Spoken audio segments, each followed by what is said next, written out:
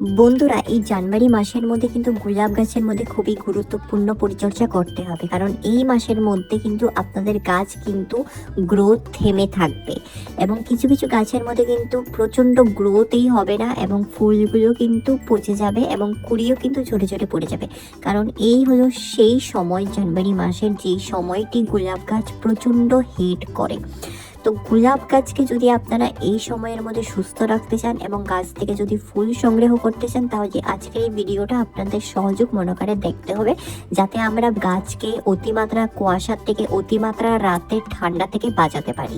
তো বন্ধুরা, আজকের এই ভিডিওর মধ্যে আপনারা সহযোগ মনোকারে থাকবেন, একদমই স্কিপ করবেন না, কারণ এটা আমার নতুন চ্যানেল। বন্ধুরা, আমি আপনাদের সঙ্গে প্রতিনিয়ত ঘোড়া টোটকার বিষয়ে আপডেট করে থাকি। তো বন্ধুরা, ভিডিওটা একদমই স্কিপ করবেন না, স্কিপ করলে কিন্তু গুরুত্বপূর্ণ অনেক কিছু মিস আউট করে ফেলবেন। চলুন বন্ধুরা, সময় নষ্ট না করে ভিডিওটা তাহলে শুরু করা যাক।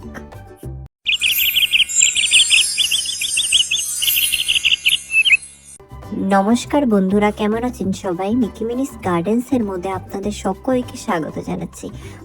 আজকের আমার ভিডিওর বিষয়বস্তু হলো জানুয়ারি মাসের খুবই গুরুত্বপূর্ণ পরিচর্যা, তাও এই মাঝ বরাবর। এই 10 তারিখ থেকে প্রায় 20 তারিখ অবধি খুবই সেন্সিটিভ পজিশনে গোলাপ গাছ থাকে। গোলাপ গাছ কিন্তু অতিমাত্রায় সমস্ত পাতা ঝরে পড়ে যায়, পাতা হলুদ হয়ে ঝরে পড়ে যায়, কোনো গ্রোথ হয় না, কোনো কুড়ির দেখা হয় না। উল্টো পাতাগুলোর মধ্যে কিন্তু ফাঙ্গাস অ্যাটাক প্রচণ্ড লেগে যায়, কারণ এই সময়টা হলো অতিমাত্রা ঠান্ডার সিজন। অতিমাত্রা ঠান্ডা কিন্তু গোলাপ গাছ টলারেট করতে পারে না, তার পরবর্তীতে কিন্তু গ্রোথ থেমে দেয়। তো বন্ধুরা, আজকের এই ভিডিওর মধ্যে আমি আপনাদের সঙ্গে বলবো যে আপনারা কি করে সঠিক পরিচর্যা করবেন, যাতে গাছের মধ্যে নতুন নতুন ডাল বের করতে পারেন এবং নতুন নতুন কিন্তু কুড়িও আসবে। তো এখানে দেখতেই পাচ্ছেন আমার এই গাছটির মধ্যে অলরেডি স্পট পড়া শুরু হয়ে গেছে এবং পাতাগুলোও দেখেন কিছু কিছু নষ্ট হওয়া শুরু হয়ে গেছে, কারণ এই সময়ের মধ্যে কিন্তু আগের থেকে কিন্তু রৌদ্রটা নেই হয়ে যায়, সারাদিন রোদ থাকে না। 3, 4, 5 দিন পর কিন্তু আবার অটোমেটিক রোদ চলে আসে। তো এই যে সিজনগুলো, যেই সমস্ত দিন রোদ ছিল না, সেই সমস্তর মধ্যে কিন্তু অতিমাত্রা ঠান্ডায় গাছকে প্রচণ্ড এফেক্ট করে। আর সাডেনলি যদি রৌদ্র চলে আসে, তখন গাছের কিন্তু সেটা ক্ষতিদায়ক হয়, কারণ সাডেনলি রৌদ্রটা গাছ সহ্য করতে পারে না, তাও 3-4 দিন রোদ না থাকার পর।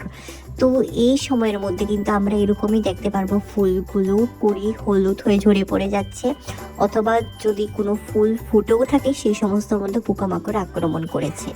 তো এখানে দেখতেই পাচ্ছেন আমার এখানে ফুল অলরেডি ফুটা রয়েছে সুন্দরী অবস্থাতেই, কোনো পোকামাকড় আক্রমণ কিন্তু আমি তেমন দেখতে পাইনি। বাট এখন এই সময় কিন্তু দেখেন ফুলগুলো পচে পচে আসছে এবং নতুন নতুন গ্রোথ হচ্ছে, বাট কিছু কিছু গ্রোথের মধ্যে কিন্তু পোকামাকড় আক্রমণ দেখছি, আর কিছু কিছু গ্রোথের মধ্যে কিন্তু পোকামাকড় আক্রমণ আমি দেখতে পাচ্ছি না।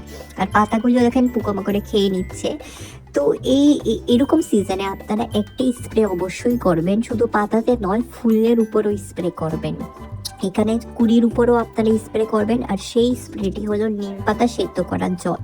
আপনাদের কাছে যদি নিম অয়েল থাকে, এই সময়ের মধ্যে একদমই নিম অয়েলের স্প্রে করবেন না, কারণ নিম অয়েল একটা গরম জিনিস। তো যদি আপনারা স্প্রে করতে চান, অর্গানিক স্প্রে করবেন, অবশ্যই খুব ভালো কাজ করবে গাছের উপর। পাতাও সুস্থ থাকবে, পাতাও হলুদ হয়ে ঝরে পড়ে যাবে না। আর এই সময়ের মধ্যে কিন্তু সমস্ত পাতা যদি ঝরে পড়ে যায় আপনাদের গাছের মধ্যে, তো একদমই টেনশন নেবেন না, কারণ পরিচর্যা করতে হবে আগের থেকেই। গাছের মধ্যে যদি নতুন ডাল বের করতে চান, অবশ্যই এই জিনিসটা করবেন। এরকম এখন এই সময়ের মধ্যে ছাঁটাই কাটিং একদমই করবেন না। যদি আপনারা গাছের মধ্যে কাটিং করেন, তাহলে সেই গাছের গ্রোথ আর হবে না, আশা ছেড়ে দিতে হবে। তো এরকম সময়ে আপনারা একটি স্প্রে অবশ্যই করবেন, সেটি হলো অ্যালোভেরাগুলোকে ভালো করে মিক্সচারের মধ্যে পেস্ট বানিয়ে 1 লিটার জলের মধ্যে 2 থেকে 3 চামচ দিয়ে এই ফাঁকা ডালের মধ্যে স্প্রে করবেন। আপনারা প্রায় 1 সপ্তাহের মধ্যে কিন্তু নতুন নতুন ব্রাঞ্চেস বের হওয়া শুরু করে দেবে। তো এই টোটকা কিন্তু অবশ্যই ফলো করবেন। এই টোটকা ফলো করে কিন্তু আমি আমার গাছের মধ্যে নতুন নতুন ডাল ব্রাঞ্চেস বের করছি অগতম।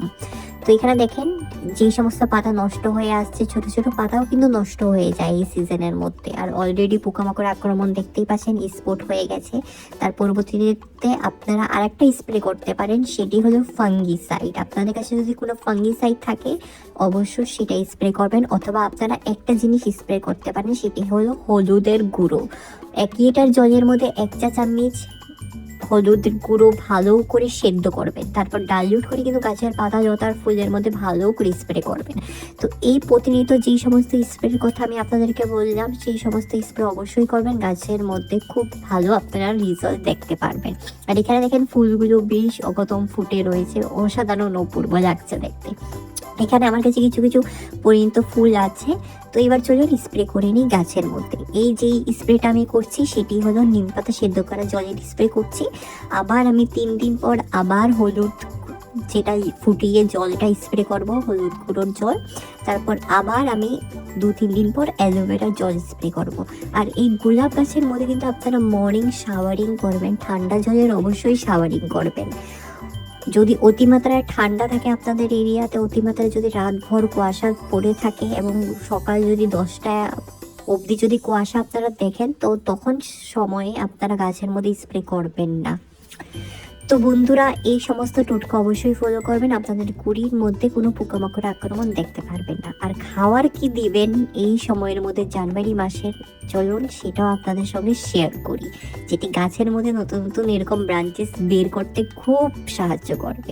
এখানে দেখতে পাচ্ছেন এই যে কলার খোসা, আমি কলার খোসাগুলোকে কিন্তু অগাতম ভালো করে রৌদ্রুর মধ্যে শুকিয়ে রেখেছিলাম। আর কলার খোসার সঙ্গে কিন্তু রয়েছে ছাইয়ের গুঁড়ো, পটাশিয়াম, ফসফরাস, সমস্ত নিউট্রিশন এই সমস্ত জিনিসের মধ্যে। তো আপনারা 1 চামচ ছাই গুঁড়ো, 1 চামচ কাঠের ছাই, কাঠপুরা ছাই, আর 1 চামচ কলার খোসার গুঁড়োকে ভালো করে মিক্স করে কিন্তু মাটির মধ্যে ভালো করে পুঁতে দেবেন। আর এই যে দেখেন গোলাপ গাছের মধ্যে ঠিক কোন সময়ে জল দেবেন জেনে নেন। এই যে দেখেন মাটিটা উপর থেকে শুকিয়ে গেছে, আমি ভালো করে ভিতরেও চেক করে দেখবো ভিতর থেকেও শুকিয়ে গেছে। এই সময়ের মধ্যে কিন্তু আপনারা গোলাপ গাছকে জল দেবেন, অতিমাত্রা ওভার ওয়াটারিং করবেন না। আর এখানে দেখেন অল্প পরিমাণ মতন গর্ত করে নিয়েছে, এবার ভালো করে খাবার দিয়ে ভালো করে চেপে দেবো। তো গোলাপ গাছের জল অনেকে ভুল করে, তার পরবর্তীতে শেকড় কিন্তু খুব সহজেই কিন্তু পচে যায়, তার পরবর্তীতে গাছের মধ্যে ডাইব্যাকের সমস্যা এগিয়ে যায় মাটির থেকে। তা আপনারা যেরকম আজকে জল দিয়েছেন 2-3 দিন পর আবার জল দেবে। যদি আপনাদের গাছ টাবের মধ্যে থাকে, মাটির টাবের মধ্যে কিন্তু খুব দ্রুতভাবে জলগুলো শুকিয়ে যায়, আপনারা 2 দিন পরও দিতে পারেন, কোনো সমস্যা নেই। যদি আপনাদের গাছ এরকম গ্রো ব্যাগের মধ্যে থাকে, অবশ্যই গ্রো ব্যাগের জল শুকোতে কিন্তু খুব সময় নেয়। তো আপনারা গ্রো ব্যাগের মধ্যে যে সমস্ত গাছ লাগিয়েছেন সেই সমস্ত গাছের মধ্যে আপনারা 3 দিন 4 দিন পর পর জল দেবেন, খুব ভালো আপনারা রেজাল্ট পাবেন। আর মাটিটাকে অবশ্যই কুড়িয়ে দেবেন। তো চলুন বন্ধুরা, যদি আপনাদের এই ভিডিওটা ভালো লেগে থাকে তাহলে অবশ্যই আপনারা আপনাদের প্রিয় গার্ডেনিং ফ্রেন্ডসের সঙ্গে আমার ভিডিওখানে শেয়ার করবেন। আর অবশ্যই আমার পাশে থাকবেন, কারণ এটা আমার নতুন চ্যানেল বন্ধুরা। আপনারা যদি আমাকে অল্পটুকু সাপোর্ট করেন, আমি এগিয়ে যাওয়ার সাহসটুকু পাবো। তো পরবর্তী একটা নতুন ভিডিও নিয়ে, আবার নতুন এরকম টিপস অ্যান্ড ট্রিক্স টোটকা নিয়ে খুব শিগগিরই আপনাদের সঙ্গে আসছি। সবাই ভালো থাকবেন, সুস্থ থাকবেন, দেখা হচ্ছে খুব শিগগিরই পরের একটি নতুন ভিডিওতে। ধন্যবাদ।